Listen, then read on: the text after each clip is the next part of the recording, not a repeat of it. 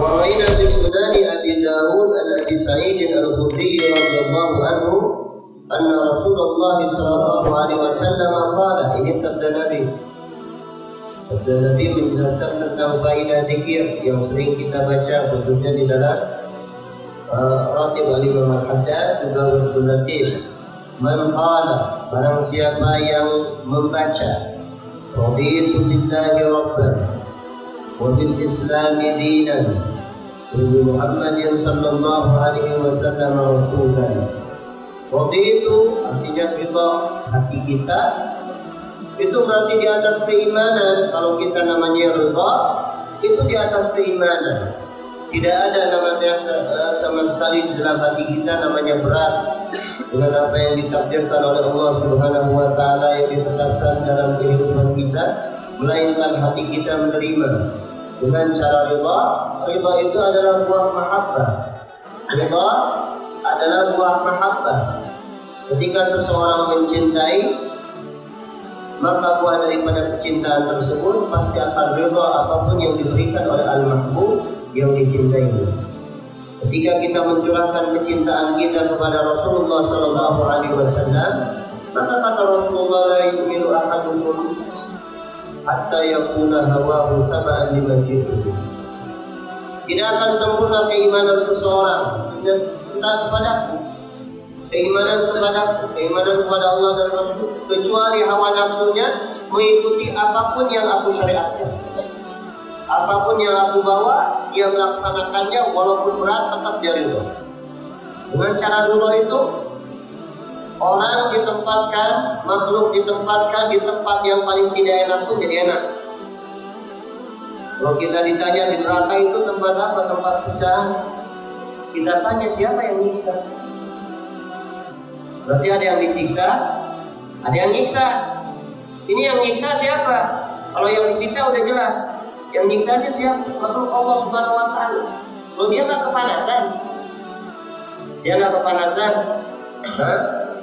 dia nggak dikebukin. Dina Malik alaihissalam dengan Zabaniyah yang 19 dan malaikat-malaikat yang lainnya berada. Mereka menghukum orang-orang di neraka. Dia ada di neraka, tapi dia tidak merasakan adabnya neraka. Kenapa? Dia dapat ridha Allah Subhanahu wa taala, perintah Allah. Paham itu? Dengan keridhaan itu seperti itu. Hanya di dalam Al-Quran setelah menjelaskan tentang kedudukan di sisi Allah Subhanahu wa taala banyak, setelah itu waridwanullahi akbar. Keridhaan Allah itu adalah yang paling besar, paling tinggi dari segala-galanya. Oleh karena itu ketika kita mengucapkan raditu billahi rabban, apa rabban? Kita ridha Allah itu sebagai Rabb. Apa itu artinya Rabb? Segala-galanya. Rabb itu maknanya itu sampai 21 makna. Pencipta kita, pengatur kita, Tuhan kita, perawat kita, pemberi rezeki kita. Semuanya yang Allah lakukan terhadap hamba-Nya kita ridha ya Rabb. Kita ini hanya makhluk yang diperintahkan, diciptakan oleh Allah dari ketiadaan menjadi ada. Kemudian suatu saat kita akan ditiadakan kembali, kemudian dibangkitkan kembali, kemudian akan dimasukkan salah satunya kepada neraka atau kepada surga Allah Subhanahu wa taala. Allahumma jalla min ahli jannah. Amin. Jadi keridhaan di sini keridhaan terhadap rububiyah Allah Subhanahu wa taala. Rububiyah Allah Subhanahu wa taala. Jadi kalau udah ridha, artinya yang diridhai Allah kita juga mesti ridha. Yang tidak diridhai Allah Subhanahu wa taala kita juga tidak bisa meridhainya. Allah tidak meridhai kekufuran, Allah tidak meridhai kemaksiatan. Berarti kalau kita mengucapkan raditu billah, maka secara praktek tubuh kita jauhilah namanya maksiat apalagi kekufuran. Wa bi Muhammadin nabiyya, dan kita ridha bahwa Nabi Muhammad itu adalah nabi, nubuwah. Dalam diri Nabi sallallahu alaihi wasallam itu ada nubuwah, kenabian, yang mana kenabian itu sebagian ulama mengatakan lebih tinggi daripada risalah. Lebih tinggi daripada risalah karena dia langsung menyambung kepada Allah Subhanahu wa taala. Amin. Kalau satu riwayat wa rasulah, dua-duanya. Kita ridha Nabi Muhammad itu sebagai nabi dan utusannya. Artinya kita menerima apa yang disampaikan oleh Rasulullah daripada perintah, apakah itu wajib dan sunnah, kita sebisa mungkin laksanakan. Apakah itu yang disampaikan Rasulullah daripada larangan, baik yang itu, yang haram atau yang makruh, sebisa mungkin kita tinggalkan. Bisa mungkin kalau yang makruh, kalau yang haram total kita berusaha untuk meninggalkan. Wabil Islami dina, dan agama Islam sebagai agama. Islam sebagai agama.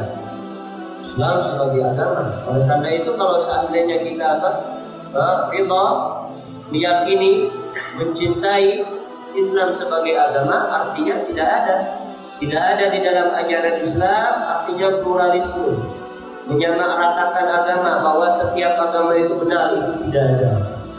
Kita hanya ridha Islam sebagai agama kita. Kenapa?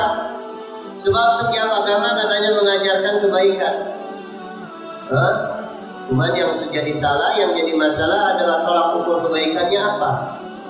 Orang-orang mereka yang tidak pernah mengaji, kurang mereka dalam mendekatkan diri kepada Allah Subhanahu wa Ta'ala, mereka menjadikan namanya tolak ukur kebaikan adalah akal mereka. Namanya akal itu akan tumbuh dengan kebiasaan. Jadi akal akan tumbuh dengan kebiasaan.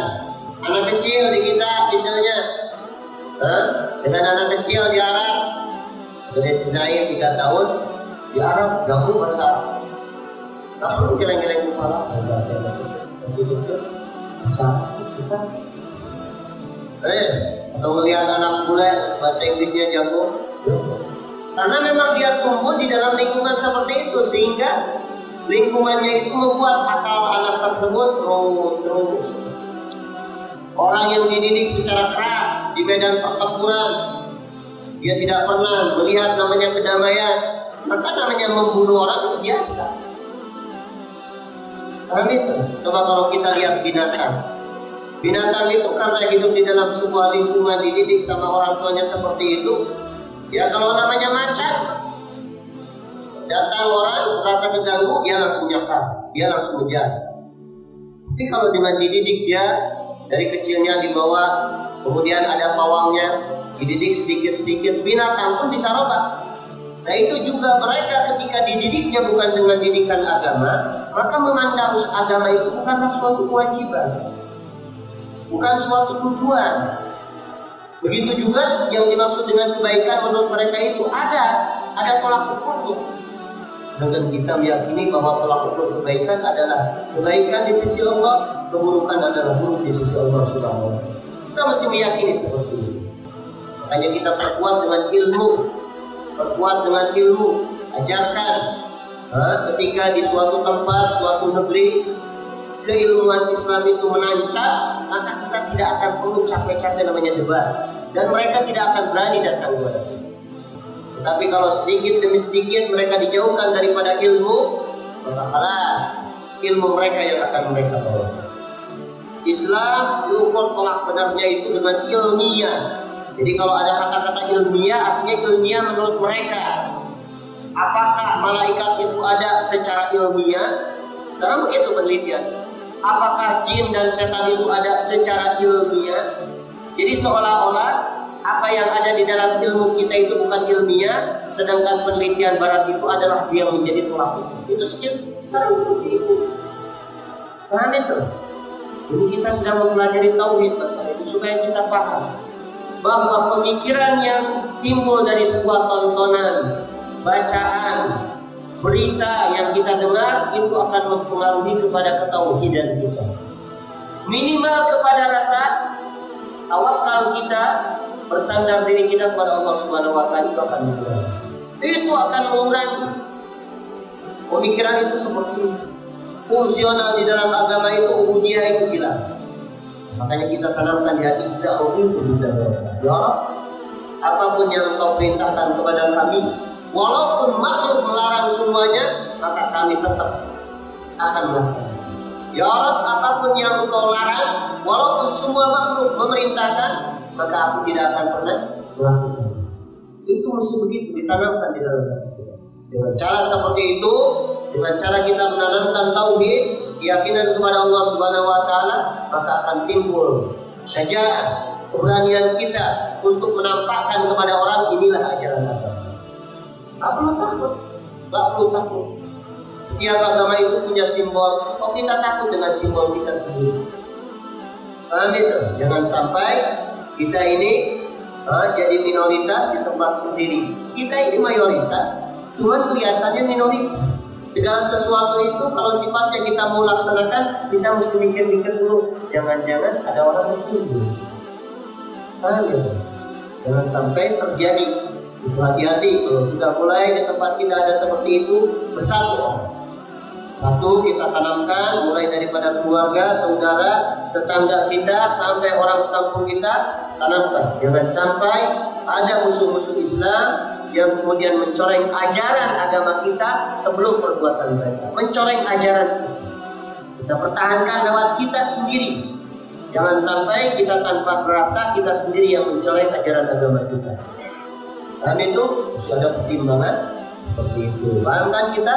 Makanya ketika kita mengucapkan raditu billahi rabban wa bil islami dinan wa bi Muhammadin nabiyya, maka kata Rasulullah, wajabat lahul jannah, dia berhak masuk surga Allah Subhanahu wa ta'ala. Pasti wajabat.